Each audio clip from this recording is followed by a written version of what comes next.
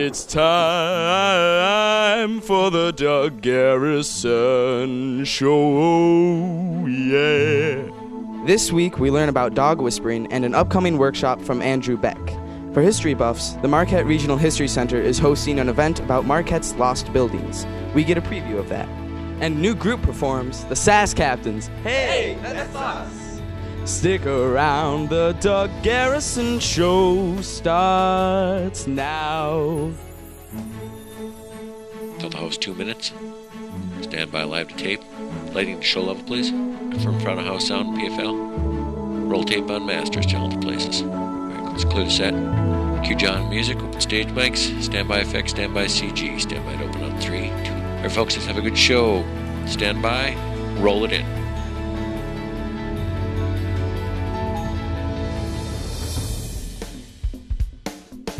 And welcome to the Doug Garrison Show. Thanks for joining us at home on Charter Channel 12 and on Fox UP. Well, the last few weeks, we've been trying to share with you some ideas of things that you can do, maybe some different things that you've never tried to help you get through our long Upper Peninsula winters. And winter certainly arrived this week with some bitterly cold temperatures. So many of the things we're suggesting are things that you can do indoors and, of course, some things out of doors. We talked about snowshoeing, we've talked about yoga, we've talked about fly tying, we've talked about buying Girl Scout cookies, all kinds of different things that you can do, maybe out of your comfort zone, maybe some things you've never tried before. Well, we got a couple more examples tonight of things that you can do in and around our area that maybe will introduce you to some things that you've never experienced before. Hope you check that out. Stick around, we've got a great band coming your way too, so don't go anywhere. We'll be right back.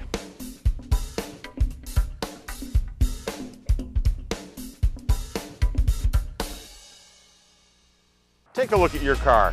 Now take a look at your car payment.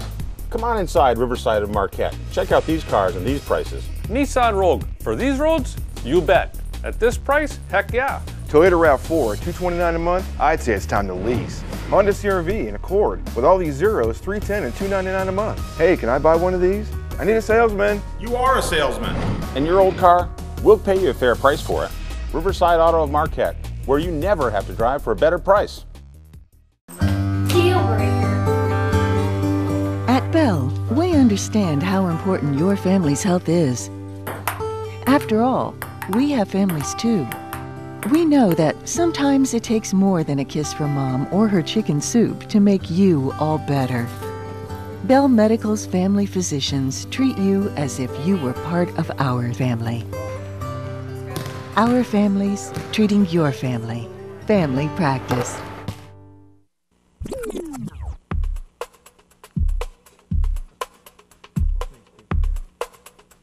All right, okay. I mentioned that we're going to suggest some things that you can do to get you through this long, cold winter we're going to have, hopefully.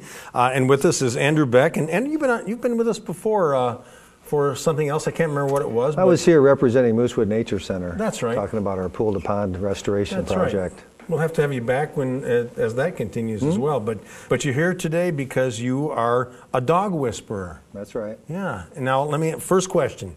Do you really whisper to the dogs?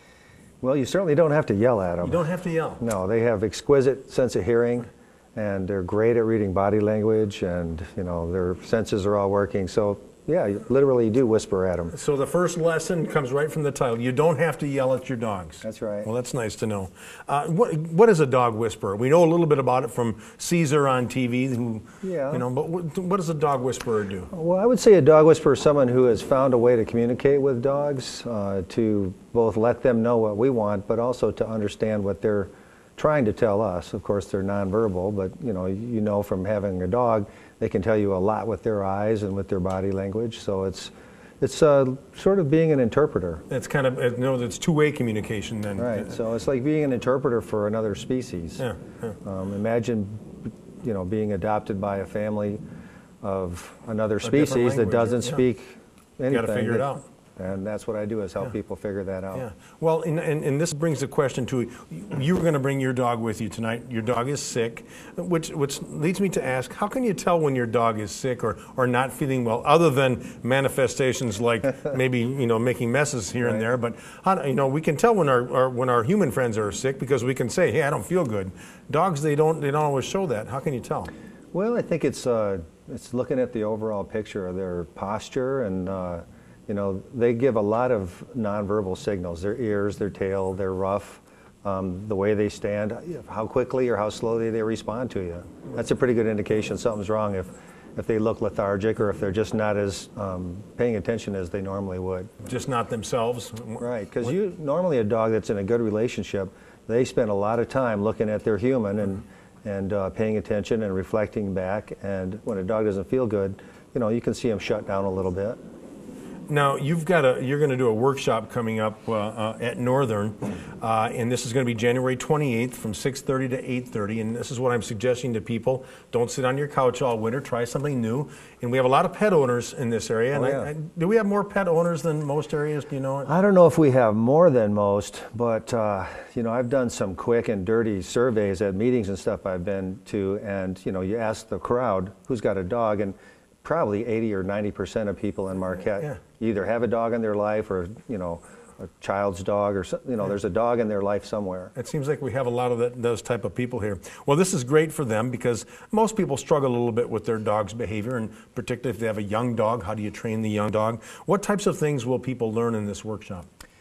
Well, in this workshop, it's, you know, basically an introduction to dog whispering.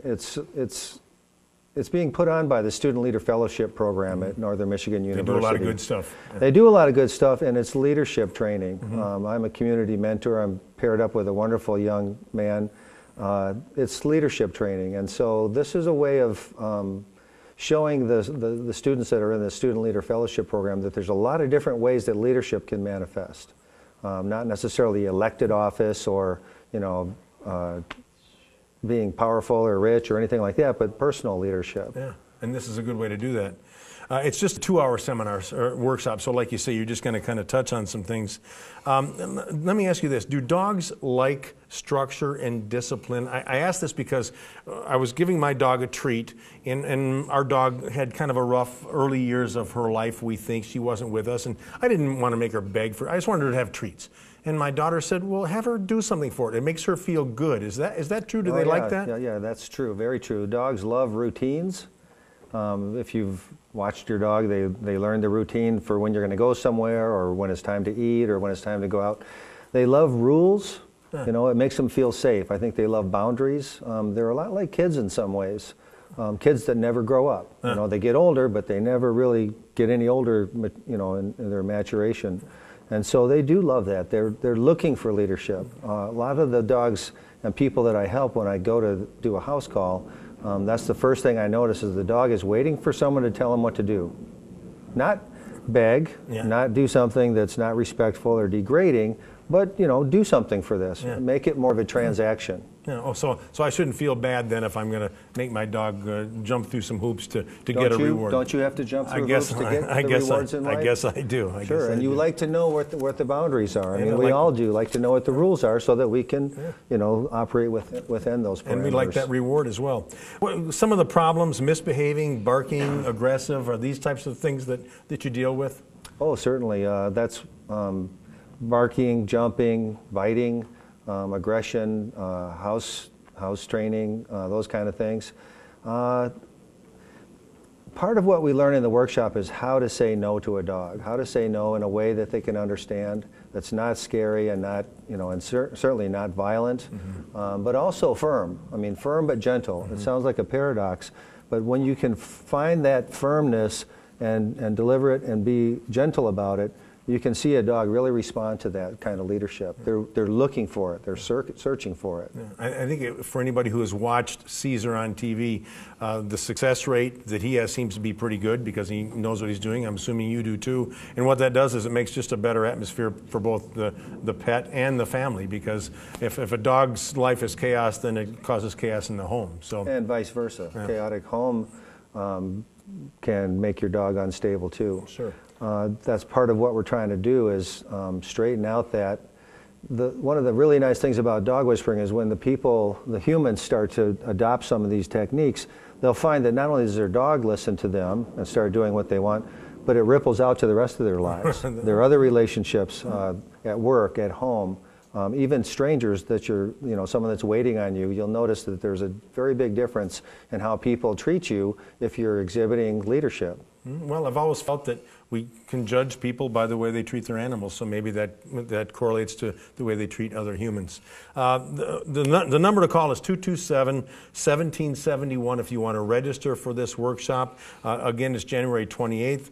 You'll want to bring your dog, I'm assuming? No, this is not that kind of this is not that kind of class. At home it's indoors at the University Center at Northern. Okay, so the classes that I offer in the rest of the year, those are definitely, you bring Sure. your dog to those. But this one is kind of a demonstration. Okay, great. Can you teach an old dog new tricks? Oh, certainly. Okay, so even if you have an old dog, you can teach them some things. I'm still learning. Well, I'd like to think I am, but I'm not sure. Andrew, thanks a lot. You're the welcome. dog whisperer. You're All welcome. right. Stick around. When we come back, we're going to talk about some lost buildings, and maybe we'll find some new ones. Who knows? All right.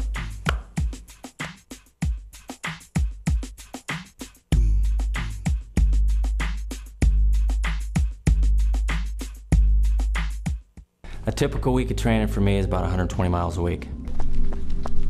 In 2010, I had a meniscus tear after the Twin Cities Marathon. And so when I had my injury, I didn't have a second thought of where to go. I knew Advanced Center for Orthopedics, the doctors there, a lot of them are affiliated with sports. I knew that I was in the right hands. Advanced Center for Orthopedics got me back to my passion, and I recommend them highly. The Doug Garrison Show is brought to you in part by Iron Bay Computer and Design.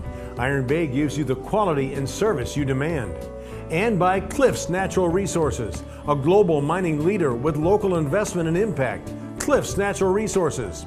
And by John's Auto, voted the Reader's Choice #1 source for a used vehicle in Marquette County 7 times. No fancy slogans, just a lot of satisfied customers at John's Auto, 1004 West Washington.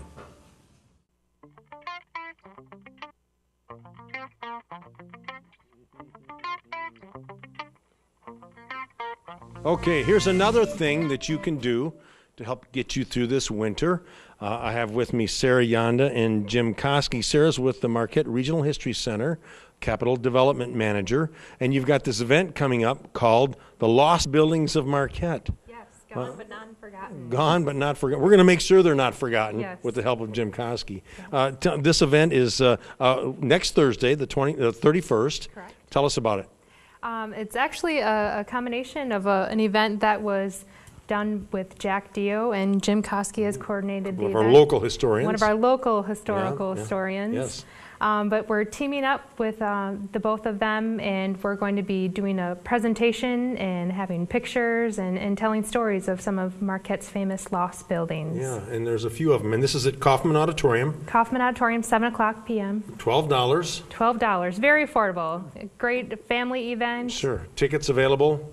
Tickets are available through the museum store. You can stop by the History Center, online at our website, or stop by and visit Jack Dio at Superior View. Yeah, and a lot of information available at your website too regarding all the activities. Yep, how to become a member, how to Absolutely. support the capital campaign, volunteer opportunities, lots of good stuff on our website. Very good. Jim, you're here. Jack is not here tonight, but you are a local historical storyteller. We know that you give tours and things all around the community, and obviously it's a passion of yours. It's not something you do just because you think it's a good thing to do. It's in your heart. But there's a lot of lost buildings of Marquette, and I think when we think of Marquette, we don't think in terms of hundreds of years of history, but certainly we have a lot of history, and a lot of the older buildings that we used to have are gone now. Yeah, well, over 163 years of the city of Marquette being the city of Marquette, you'd be amazed by what used to be here and what is here now. There was an entire city here until June 11th, 1868, when the Great Fire of downtown Marquette basically burned everything that was here. And because of that fire, the city fathers decreed, okay, no more wood downtown, you have to build out of local material. Brick and sandstone. Yeah. And a lot of the buildings that we're going to be talking about next week are these beautiful sandstone gems that were thrown up in the 1880s and the 1890s and sadly burned down, were torn down, or just crumbled to dust. Well, sadly, you say that because, and we see this in many communities, they have these beautiful old architectural masterpieces that, for one reason or another, get torn down, and that's once it's torn down, it's gone, right? It is, and it's really sad because a lot of the buildings that we'll be talking about were victims of fires and stuff like that. But there was a time in the late 60s to the early 70s, a 5-year span that I somewhat jokingly call the Great Sandstone Purge, in which 7 or 8 sandstone buildings in Marquette, about a quarter of the sandstone buildings were torn down for parking lots or for just to be replaced by glass and brick buildings. What a crime. The brewery was one of those? Brewery was one of those. K-Hall, maybe? K-Hall falls in there, the old Union National Bank, the First National Bank building, Baraga High School, which burned down. You know, there are a lot of buildings like we that. wanted to modernize. That's what the 70s, for some strange reason, were about, modernizing. Well, polyester. And we built some of the ugliest buildings we've ever had in the 70s, too, unfortunately. Let's take a look at some of the buildings. You brought some images tonight of some of the buildings you're going to be taking a look at. We've got some of them here. Hopefully we're going to see one here shortly. There we go. This is actually Marquette's second high school. Marquette's first high school was built in 1859. Morgan Hewitt, who was one of the first doctors in Marquette, donated the land to the city for a new school. And it was really controversial at the time because the land was in the middle of nowhere. It was the corner of Pine and Ridge Streets in Marquette. In the middle of nowhere back then, yeah, so they built that school. They outgrew it. In 1875, they built this one, and that's the interior of the building right there. And Hewitt, probably Hewitt Street then, if we're going to tie it all together? Maybe? No, it was just Morgan Hewitt donated the land. So that's original building burned in 1900. It was then replaced by this one, which is the old Howard Froebel High School. John Longyear's son, Howard, had died in a boating accident off Presque Isle, so he donated the money for the rebuilt high school. And where was that? That was the same place, the corner of Pine and Ridge in Marquette. And that was the inside of the school. Beautiful. There was a high school there. There was also the Froebel Elementary School. No Wi-Fi. No Wi-Fi. All right. No, in fact, the school was designed to hold 200 people. And by the 1920s, it ended up having 400 people in it. So basically, they built Graverette High School, used this then as an elementary and a junior high school until 1960 when they sold it to a developer who then tore it down within 2 weeks. And 7 years later, Pine Ridge Apartments went up. All right, a couple more quickly. This is one of my favorites. This is the Superior Hotel. This is built where Giants Foot Park is in Marquette right now. In 1891, they built it for what is now the cost of $4.5 million. It was basically open 3 months a year. It was designed to attract people from Chicago who were suffering from hay fever so they could come up here and enjoy our fresh, clean air. Unfortunately, there weren't enough people in Chicago who suffered from hay fever. How'd this come down? That came down in 1929 just because it was falling apart. And that's actually a view from behind the hotel. What a beautiful looking spot into that the is. harbor. Yeah. Anything else? Do we have another one here?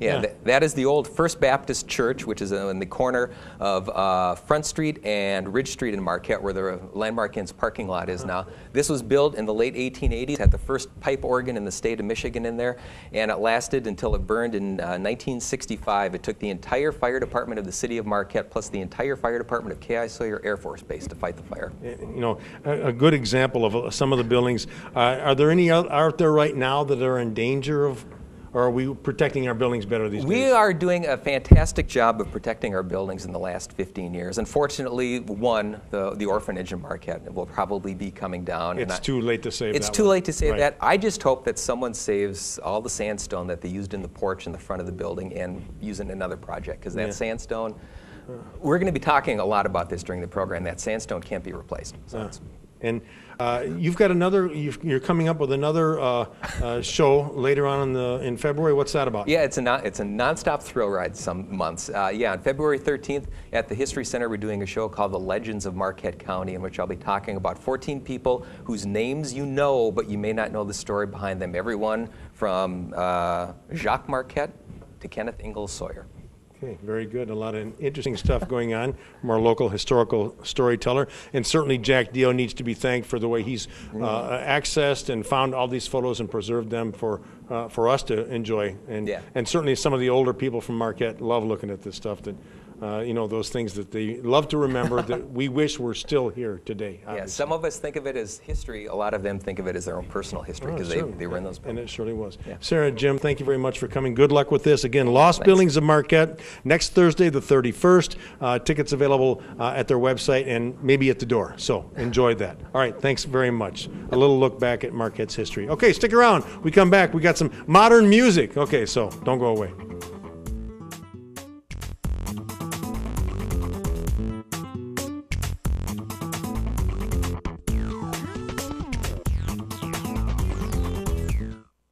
What happened to small business in this country?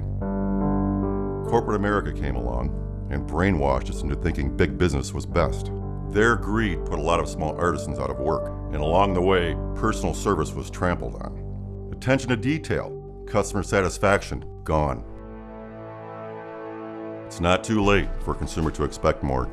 Small businesses that feel like you do are just around the corner. Do you want a kitchen out of a box? Or a kitchen that was designed by neighbors that craft their reputation, one kitchen, one cabinet at a time? Craftsmen who still do it the American way, who take pride in a job well done. Schwalbach Kitchens has been installing American-made cabinets into homes since 1978. Kitchens with a hard-working American personality. We have the know-how to take your vision from paper and turn it into a beautiful living space. Reinvigorate your expectations with a visit to the Schwalbach Showroom on North 3rd Street, Marquette.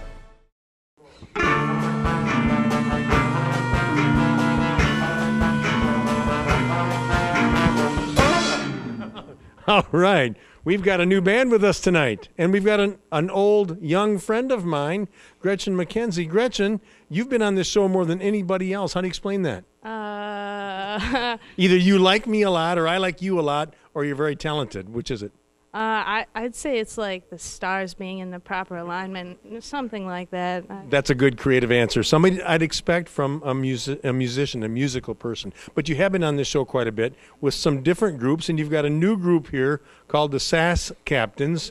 You guys haven't been together too long. How did this group happen to form? I think we were kind of like bemoaning the fact that there wasn't too much jazz in Marquette, and we wanted to do something about that.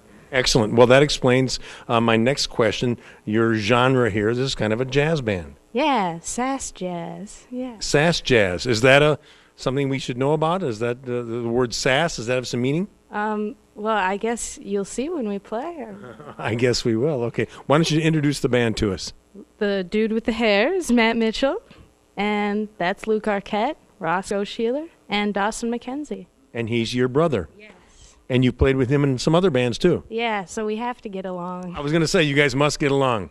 Okay. All right. Folks, I was telling you earlier that we're trying to show some things for you to do during the long winter. Here's another thing for you to do. Sit there and enjoy and listen to the Sass Captains.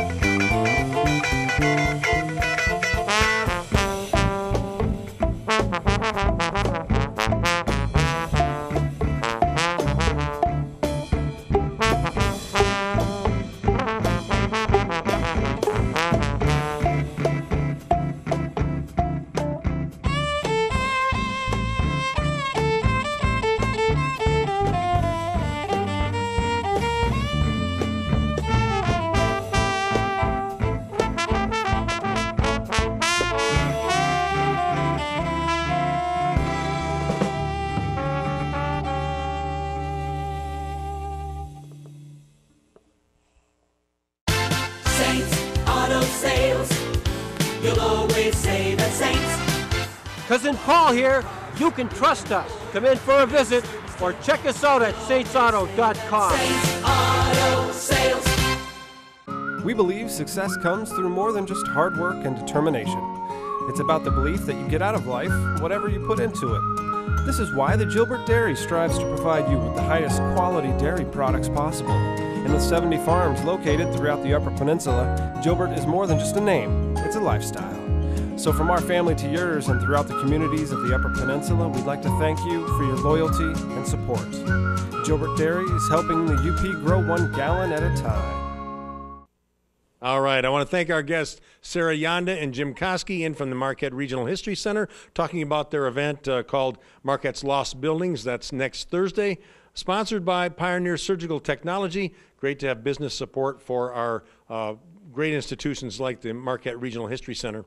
We also had Andrew Beck was here, our local dog whisperer, kind of a neat workshop coming up if you want to learn how to communicate better with your dog. And of course, we had a great young band called the Sass Captains. Remember, check out the Marquette Music Scene on Facebook, and they'll let you know where all your favorite bands are playing in all the different venues around Marquette County. And if you like local music, you have to show your support. Go out and enjoy those bands when they play in these local venues. All right, join us here again next week on The Doug Garrison Show.